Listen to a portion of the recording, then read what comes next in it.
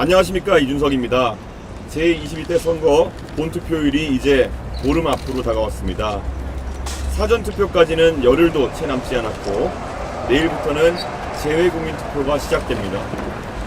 어제 첫 번째 TV토론 잘 보셨습니까? 어떠셨습니까? 누가 우리나라의 미래를 책임지기 적합한 사람인지 어제 TV토론은 국민 모두에게 분명한 선택의 기회를 제공한 자리였다라고 생각합니다. 물론 그런 일이 생겨서는 안 되겠지만 만일 이재명 후보가 당선된다면 우리가 어떠한 세상을 마주하게 될 것인지 어제 토론을 통해 많은 분들이 경각심을 갖게 되었을 것입니다.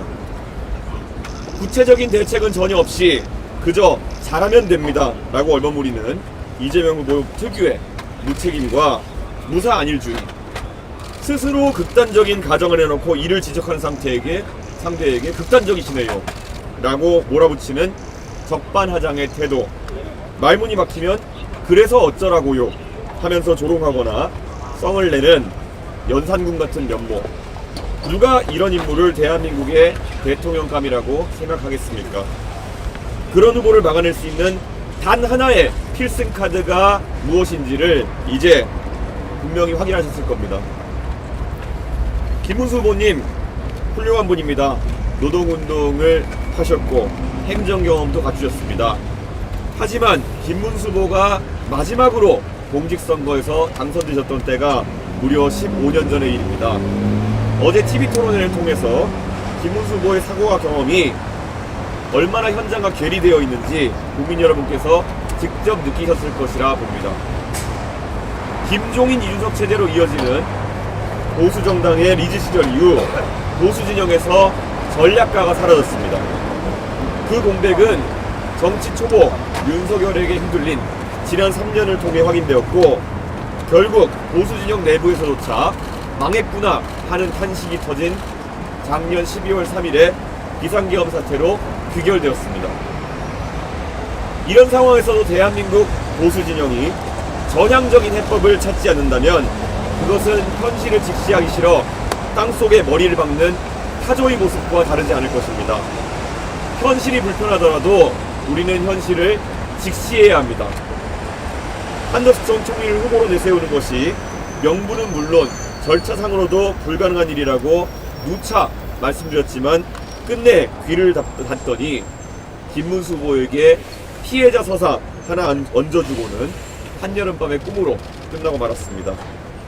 지금 그럭저럭 선거운동이 이어지고 있지만 김문수 후보로는 이길 수 없다는 사실을 이제 모두 다 알고 있을 것입니다. 그 당의 당권에 눈이 먼 사람들은 어떻게든 무난하게 김문수 후보를 통해 이번 선거를 마무리하려고 할 것입니다. 하지만 저 이준석은 아직까지 이재명을 꺾고 승리할 방법을 모색하고 있습니다. 그러니 승리의 길을 찾는다면은 이준석이 있는 겁니다. 제가 바로 단 하나의 필승카드로서 이재명 총통시대를 막아내겠습니다.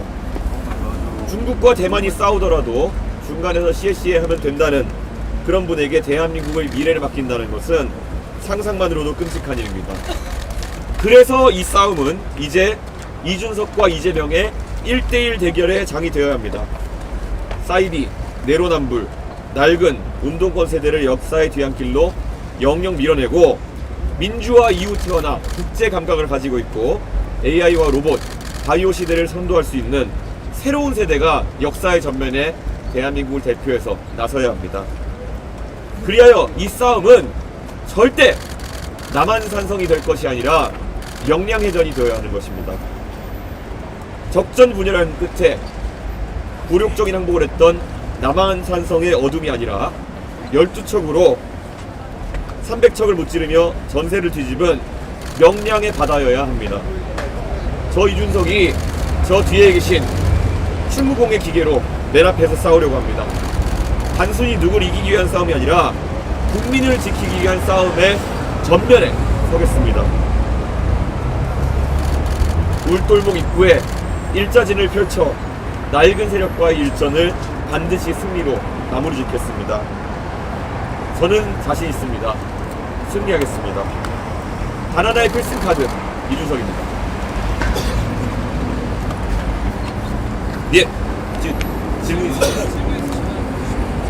제가 약자원의 정치를 공유하는 상품이면서 오늘 뭐 이재명 후보의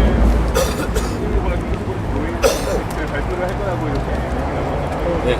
그래서도 노인이나 뭐 취약계층을 위한 지원 정책 발표할 때 저희도 계획이 있고요. 사실 저희가 그것을 계층으로 나눠가지고 세대별로 한다기보다는 항상 의료 정책이라든지, 그러니까 의료 정책이라고 하면 보통 가장 큰 수혜자가 의료 취약계층이거나 노인층이 가서 높습니다. 그렇기 때문에 그런 어떤 테마별 공약으로 저희 발표하지 세대나 지역별로 발표하는 것은 오히려 좀 분열적인 시도다라는 생각을 하고 있습니다. 그래서 저희의 공약 발표 기회를 좀 봐주셨으면 한다 이런 생각입니다. 역설적으로 저희가 젊은 세대에 많은 지지를 받고 있지만은 일부 젊은 세대 특화된 정책을 제외하고는 큰 틀에서 정책을 내고 있다는 것도 이해해 주시면 감사하겠습니다.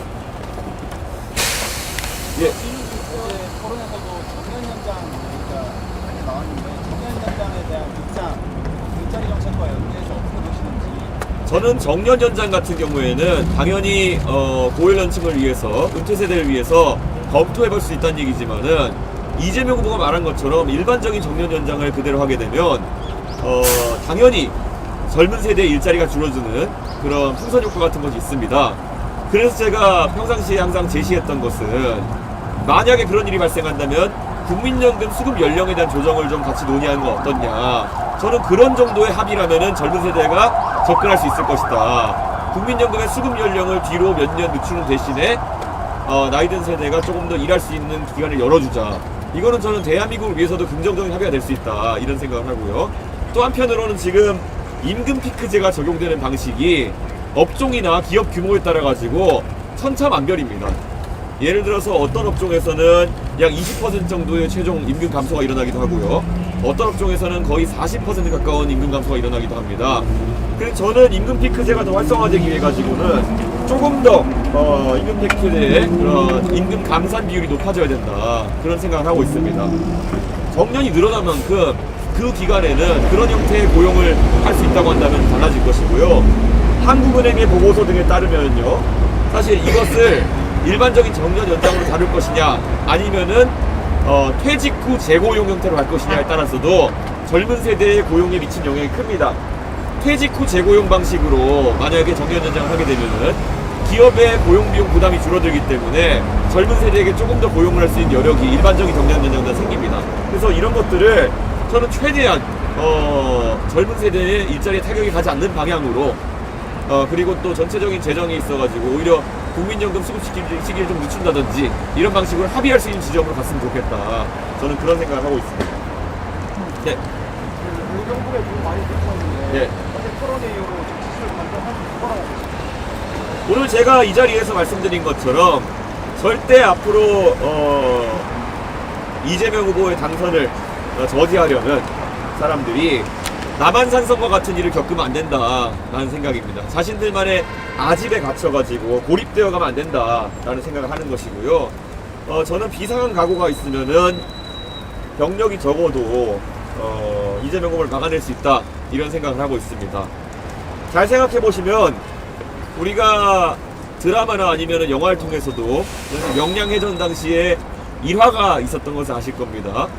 그 당시에 수군이 원균이 다 망가뜨리고, 뭐 원균은 이 상태에서 윤석열 대통령일 것 같은데요, 망가뜨리고 결국은 몇 척 안 남았을 때 오히려 많은 사람들이 그 12척으로 뭘 할 수 있겠느냐, 그걸로 제대로 뭐 한번 싸워보기라도 하겠느냐, 그러니까 12척 다 버리고 포기하고 육군으로 올라와라, 육군이랑 단일화해라, 그러니까 육군으로 막아내자 이런 얘기를 하는데요.